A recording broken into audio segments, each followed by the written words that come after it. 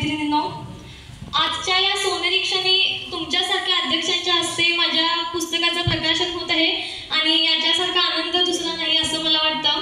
म्हणूनच आजच्या या मान्यवरांसाठी आणि तुम्हा सर्वांसाठी मला म्हणावंसं वाटतं, तुमच्या स्वागतासाठी फुले अंतरू की कळ्या, तुमच्या स्वागतासाठी फुले अंतरू की कळ्या, की त्याही गोमेसील म्हणून करू हृदयाच्या पाकळ्या, की त्याही गोमेसील म्हणून करू हृदयाच्या पाकळ्या.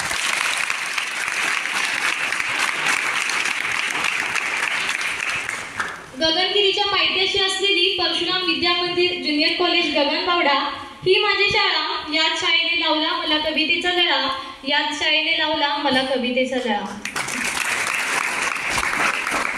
गगनगिरी गड या पहिल्या कवितेने फुलला शाळेचा फळा, म्हणूनच तर आज उमलत गेला माझ्या कवितेचा मळा, म्हणूनच तर आज उमलत गेला माझ्या कवितेचा मळा.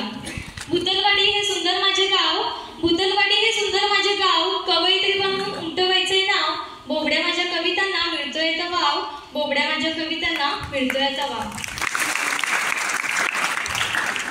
खरं तर माझ्या या संपूर्ण प्रवासात माझ्या गुरूंचा सिंहाचा वाटा आहे. जेव्हा मी माझी पहिली कविता गगनगिरी गड ही गिरीसरांना दाखवली, तेव्हा त्यांनी जे माझं कौतुक केलं ते माझ्यासाठी अविस्मरणीय आहे. आणि म्हणूनच असंच एक दिवस शाळेत माझी विद्यार्थी मेळावा कार्यक्रम होता आणि त्या कार्यक्रमात सरांनी मला एक डायरी भेट दिली आणि त्यामध्ये कविता संग्रहित करण्याचा सल्ला दिला, त्याचबरोबर पुस्तक छापीन असंही आश्वासन दिलं. तेव्हा मात्र माझा आनंद गगनात मावेन असा झाला.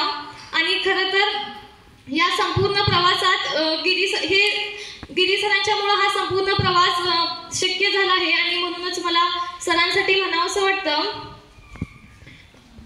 ठिणगीला वारा लागला की अग्नी चेतावतो, ठिणगीला वारा लागला की अग्नी चेतावतो, बीज रुजत घातले की अंकुर डोकावतो, चंदन उगळली की सुहास दरवळतो, चंदन उगळली की सुहास दरवळतो, दगड आकारला की शिल्प साकारते, दगड आकारला की शिल्प साकारते, आणि तुमच्यासारखे गुरु लाभले की आयुष्य आकारते, तुमच्यासारखे गुरु लाभले की आयुष्य आकारते.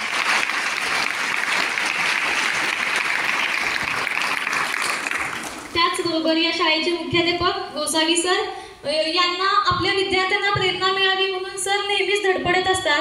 जेव्हा जेव्हा शाळेत भेट देण्यासाठी बाहेरून कोणतरी येईल तेव्हा सर मला त्यांच्यासमोर माझी कविता सादर करायला सांगायचे, जेणेकरून मला माझं त्यांच्याकडून कौतुक व्हावं, यातून मला प्रेरणा मिळावी.